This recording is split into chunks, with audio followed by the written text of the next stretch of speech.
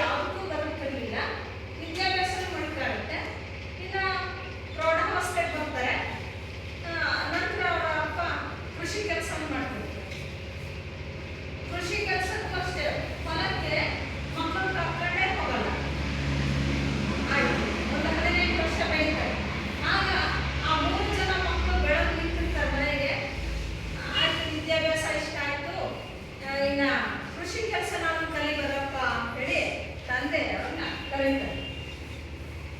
ಅವಾಗ ಇಲ್ಲ, ನಾವು ಬರಲ್ಲ, ಕೃಷಿ ಕೆಲಸಕ್ಕೂ ಸಹ ಹೋಗಲ್ಲ, ಮನೆ ಕೆಲಸನೂ ಮಾಡಲ್ಲ, ವಿದ್ಯೆನೂ ಇಲ್ಲ, ಯಾವುದೇ ಹೊಲಗಳನ್ನು ಕೆಲಸನೂ ಮಾಡಲ್ಲ.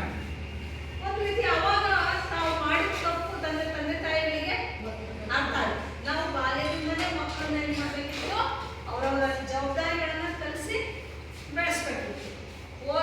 ಓದಲಿಲ್ಲ ಅಂತಂದ್ರೂ ನಾವು ಅವ್ರಿಗೆ ಯಾವುದೇ ರೀತಿ ಒಂದು ಭಯವನ್ನ ಇರಲಿಲ್ಲ, ಬರೀ ಪ್ರೀತಿನ ತೋರಿಸಿದ್ವಿ.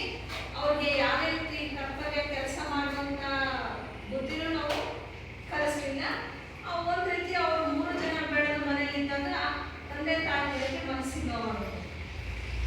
ಅವರಾಗಿ ನಾವು ನಿಮ್ಮ ಜೊತೆ ಕೆಲಸಕ್ಕೆ ಬರ್ತೀವಿ, ಮನೆ ಕೆಲಸಗಳಾಗಿರ್ಬೋದು, ಹೊಲ ತೋಟದ ಕೆಲಸ ಆಗಿರ್ಬೋದು, ಬರ್ತೀವಿ ಅಂತ ಹೇಳೋ ರೀತಿ ಬೆಳೆಯೋದೇ ಇಲ್ಲ. ತಂದೆಗೆ ಬಹಳಷ್ಟು ಚಿಂತೆಗೀಡಾಗ್ತಾರೆ. ನಾನು ಇರೋ ತನಕ ನನ್ನ ಮಕ್ಕಳಿಗೆ ಸಮಸ್ಯೆ ಇಲ್ಲ, ನೋಡ್ಕೊತೀನಿ. ನನ್ನ ಮರಣದ ನಂತರ ಅವ್ರು ಮಾಡ್ಕೊಂಡು ತಿನ್ಬೇಕಲ್ಲ. ಏನೇನು ಆಸ್ತಿ ಹೊಲ ಇದ್ರೂ ಕೆಲಸ ಮಾಡಿದವೇ ಬಂದ್ಬಿಡುತ್ತಾ, ಉತ್ಪಾದನೆ ಆಗುತ್ತಾ? ಇಲ್ಲ. ನನ್ನ ತಂದೆ ಯೋಚನೆ ಮಾಡ್ತಾರೆ, ನಾನು ದೈಹಿಕವಾಗಿ ಶಕ್ತಿ ಇರೋ ತನಕನೂ, ನನ್ನ ಪ್ರಾಣ ಇರೋ ತನಕನೂ ನಾನು ಕೆಲಸ ಮಾಡ್ತೀನಿ, ದುಡಿದಾಕ್ತೀನಿ, ತಿಂತಾರೆ, ಎಲ್ಲದೂ ಆಗುತ್ತೆ. ನನ್ನ ಮರಣದ ನಂತರ ನನ್ನ ಮಕ್ಕಳ ಜೀವನದ ಗತಿ ಏನು ಅನ್ನೋ ಚಿಂತೆ ಅವಾಗ ಕಾಣುತ್ತೆ.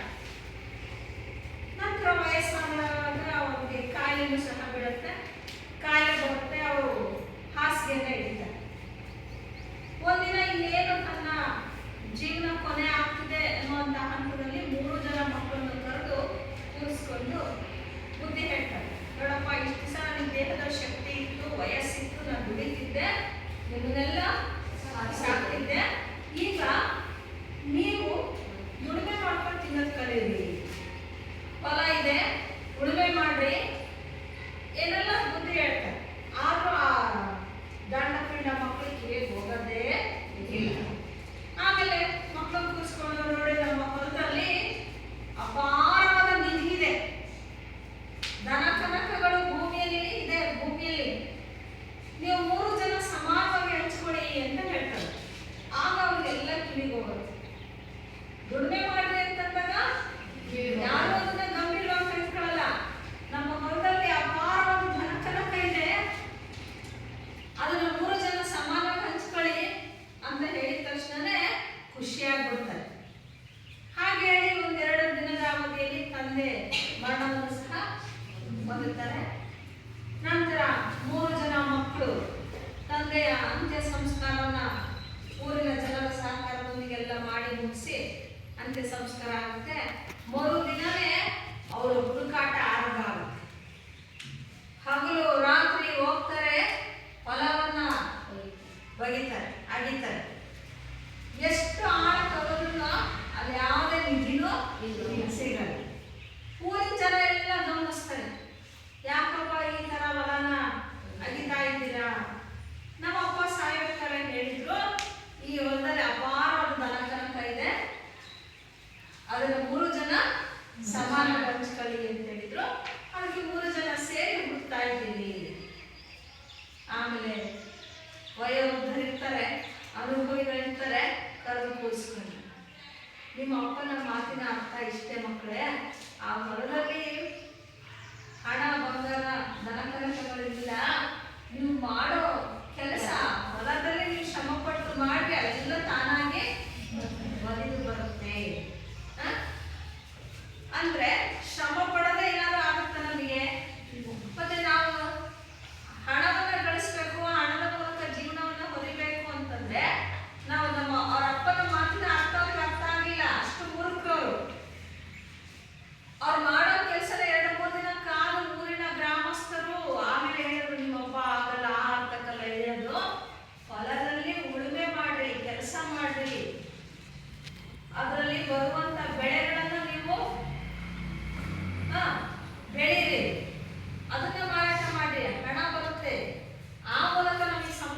ಬರುತ್ತೆ ಅಂತ ಹೇಳಿದ್ರೆ ಹೊರತು, ನೋಡಿ ಗೊತ್ತಾಯ್ತಲ್ಲ ನಿಮಗೆ?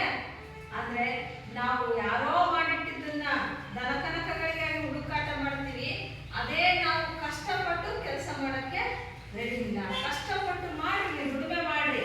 ದುಡಿಮೆಯಲ್ಲಿ ಏನಿದೆ? ದೇವರಿದೆ. ದುಡಿಮೆಯಲ್ಲಿ ಹಣ ಇದೆ, ಹೌದಾ? ಅದಕ್ಕೆ ಹೇಳ್ತಾರೆ ದುಡಿಮೆಯೇ ದುಡ್ಡಿನ ತಾಯಿ. ದುಡಿಮೆಯೇ ದುಡ್ಡಿನ ತಾಯಿ ಅಂತ ಕರೀತಾರೆ. ಸುಮ್ಮನೆ ದುಡ್ಡು ಅಂತಂದ್ರೆ ನಾವೇನು ಮಂತ್ರ ಮಾಡಿ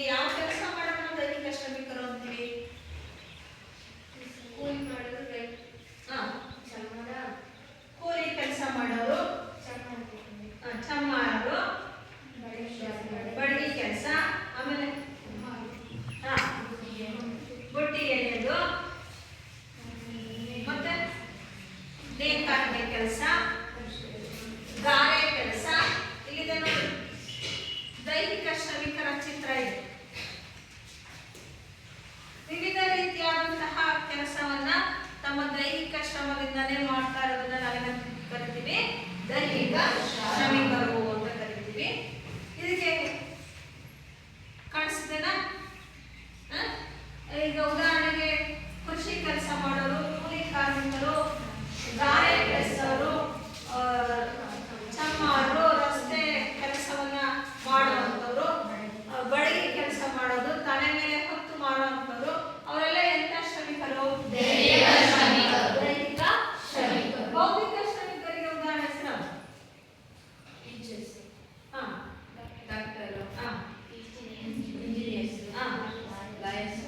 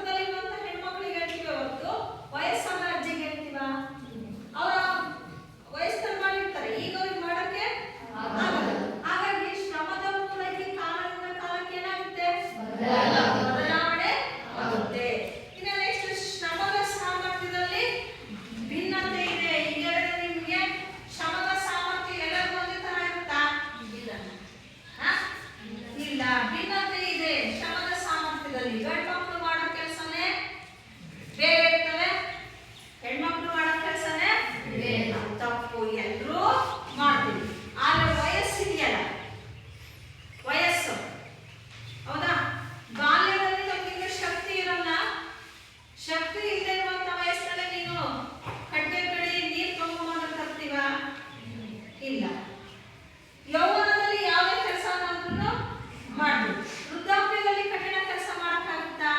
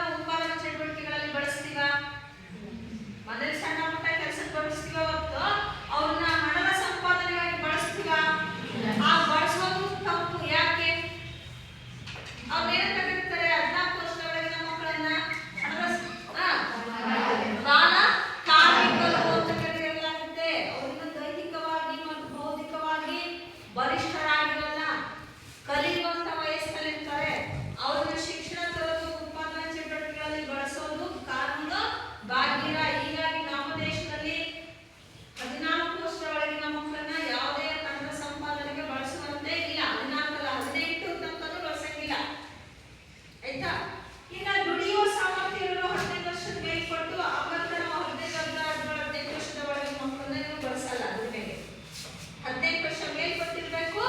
60 ವರ್ಷದ ಒಳಗಿದೆ ಅವ್ರನ್ನ ನಾವು ಮಧ್ಯಮ ವರ್ಗದವರು, ಮಧ್ಯ ವಯಸ್ಕರು ಅಂತ ಕರಿತೀವಿ. ಅವ್ರಿಗೆ ದುಡಿಯುವ ಸಾಮರ್ಥ್ಯ ಇರುತ್ತೆ, ಅವ್ರ ಉತ್ಪಾದನಾ ಚಟುವಟಿಕೆಗಳಲ್ಲಿ ಭಾಗವಹಿಸ್ತಾರೆ. ಇನ್ನು 60 ವರ್ಷ ಮೇಲ್ಪಟ್ಟವ್ರನ್ನ ನಾವು ವಯೋವೃದ್ಧರು ಅಂತ ಕರಿತೀವಿ.